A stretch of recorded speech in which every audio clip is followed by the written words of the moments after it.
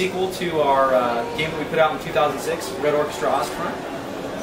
I'm going to start by showing you some of our multiplayer game types.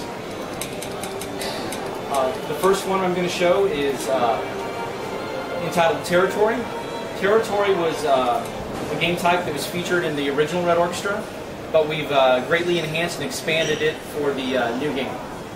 The first level that I'm going to show you is a remake of one of the most popular Red Orchestra Ostfront maps. The original map was entitled Danzig. This new map is actually set in Stalingrad, but with the same layout as the original Danzig map. So what I'll do here is I'm going to just show you some gameplay and then point out some of the new features as I see them.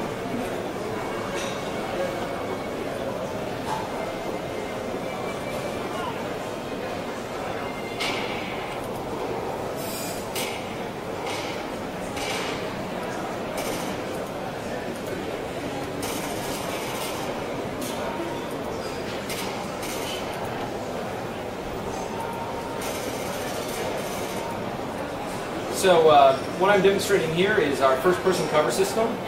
You walk up to any object in the game, press your cover key, and the player will lock on to and take cover behind the object. I can do things such as peek over the top of the cover by pressing forward. I can use my aiming key to very quickly pop up, take shots, come back down, and I can even blind fire over the top of the cover. This is particularly useful if you know there's an enemy on the other side of the cover object, but you don't want to expose yourself to fire.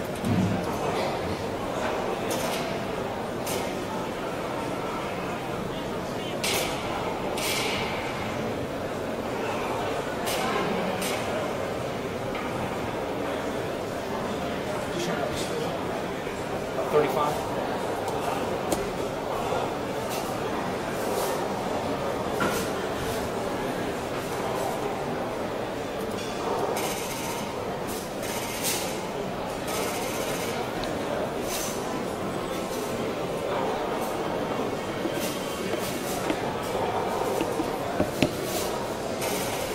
One of the things you might notice as you see the German and Russian soldiers running around is that the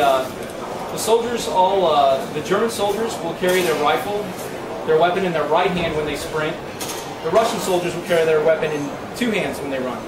This has been added to the game not just as a visual element, but also as a gameplay feature. Because if you see a soldier in the distance running with their rifle in one hand, you know it's a German soldier. If you see a soldier running in the distance with the rifle in two hands, you know it's a Russian soldier. So it makes it easier to figure out if it's an enemy soldier in the distance and not a friendly soldier.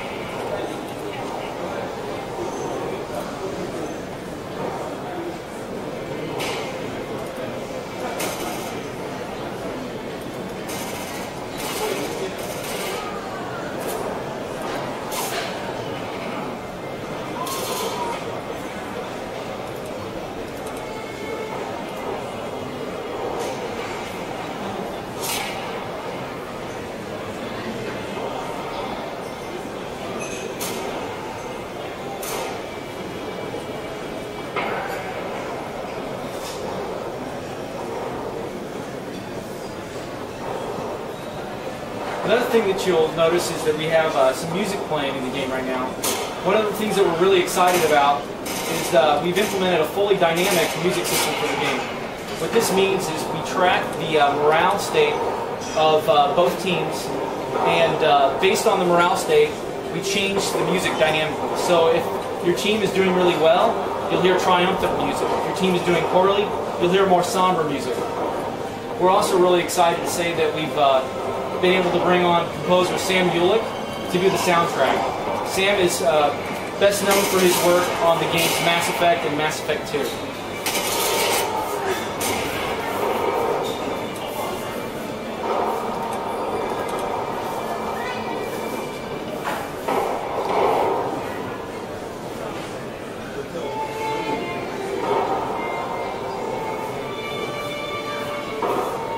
The AI is getting the better of me in this one.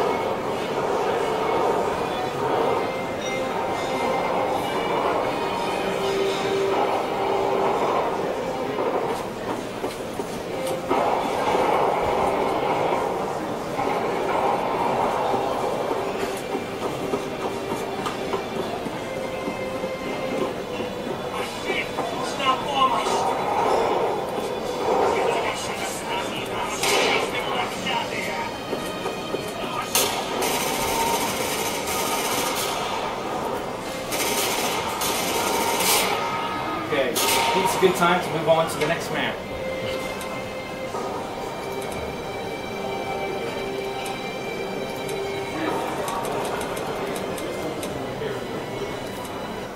Alright, so what you just saw was Danzig, or the remake of Danzig with the Territory game type. Now we're going to show you an all-new game type. It's called Countdown. This is a new game type we've created for Heroes of Stalingrad, whereas Territory is a respawn game type where when the players die, they respawn together in waves. Countdown is a variation on a single life game type.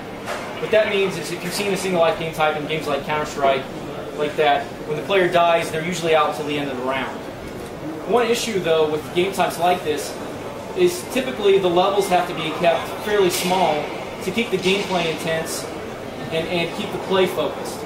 So what we've done is rather than have one life for the entire match, we've created much more in-depth scenarios like you're about to see here, where we have a single objective per stage of the level. And you get one life per team member for each stage. The final objective is actually up here in the top floor of the grain elevator. But since we do this in stages, we can have smaller, intense, localized fights for the objectives that are very tactical. And once those are completed, we can move on to the next stage. This really allows us to do much bigger levels. As you see here, my team just captured the stage. All of the dead players respawn, and now we have another objective further on in the level.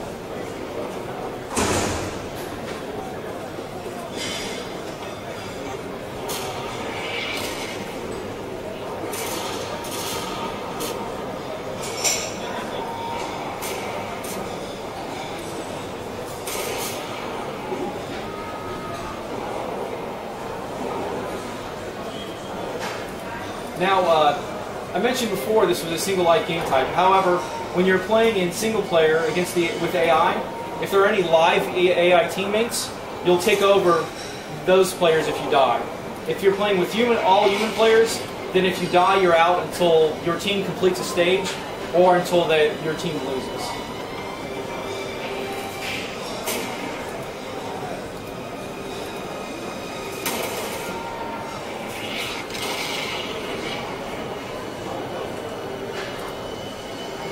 Another neat element of the new first-person cover system is the ability to peek out and quickly peek out and around corners, and then quickly come back, just using your iron sight and aiming.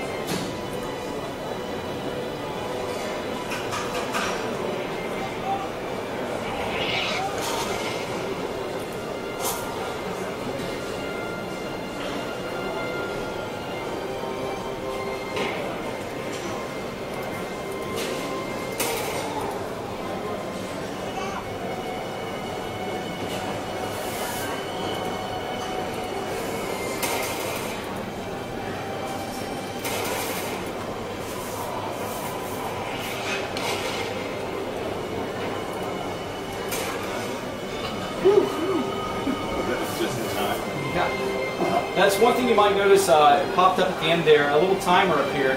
You can also see this in the tactical view. This is where the name Countdown comes from. One issue you could have with a large level like this is players could get spread out all over the level and try to pick each other off from a distance. That wouldn't be as intense or fun.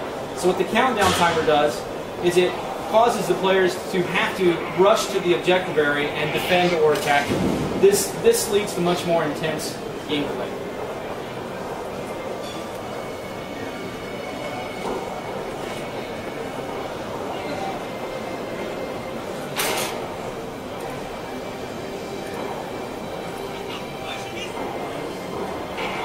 One thing I don't believe I pointed out earlier, we like to mention that while we're really excited what we have to show today, it is an late alpha build, so you could expect to potentially see some bugs or incomplete content.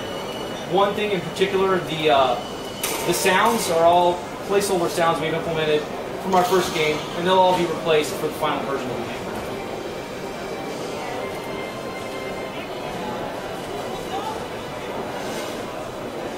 One thing you just saw me do there as well, I actually have the ability to give, as a commander, to give my squad mates, fire teams and squad mates, different kinds of orders.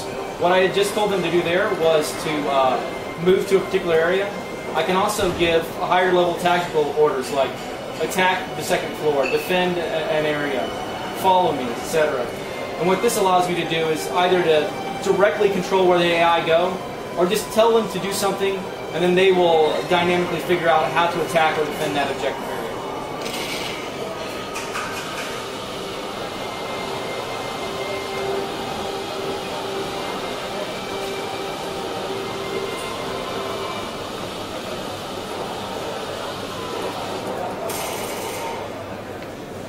So let's see if I can get one of my fire teams up here to the help clear out this room. We gave him an order to go in there.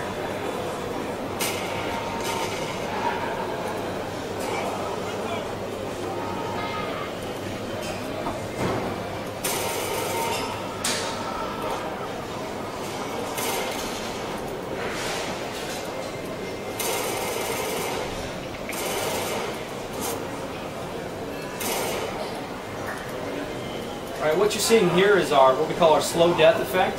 If a player gets shot in a vital area such as the head or the heart, the player will die instantly. But if they get shot in some place like the stomach, they could bleed out over a few seconds and have the opportunity to take a couple last shots while they're dying. Control is diminished, so it's difficult to do, but they can possibly get revenge on their attacker.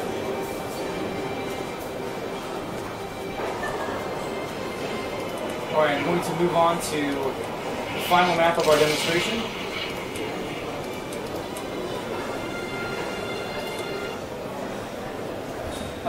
Are you familiar with the original Red Orchestra? No? Okay. Well, one system that we had in the original Red Orchestra that was really innovative was what we called our 3D scope system. Instead of having a two-dimensional overlay with a zoom view, we actually had a system with a three-dimensional scope where you look through the lens of the scope to do your sniping. This had a lot of benefits such as keeping the peripheral vision and being a more intuitive system. For the new game, we've implemented what we call our 3D Scope System 2.0, which is a highly enhanced version of what we had in the original game. So I'll show you now the differences. So you can see here, in a traditional other first-person shooters, they have a two-dimensional overlay, and you lose all of this peripheral vision on the side. Enemies will walk up on the side and shoot you, and you'll never see them. So this is an advantage of the 3D scope system. For the new game, we've enhanced the visuals. We've got a nice refraction effect here, so it looks like you're looking through glass. But we've also added a lot of new gameplay features to 3D scopes. If you've looked through a telescope or binoculars or a sniper scope before, you know when the lens gets misaligned, you get this black shadow effect. We've actually modeled this in the new game. This actually, we wanted to give the sniper one of their realistic disadvantages, because snipers tend to dominate a lot of online shooters, and this gives us the sniper a realistic disadvantage.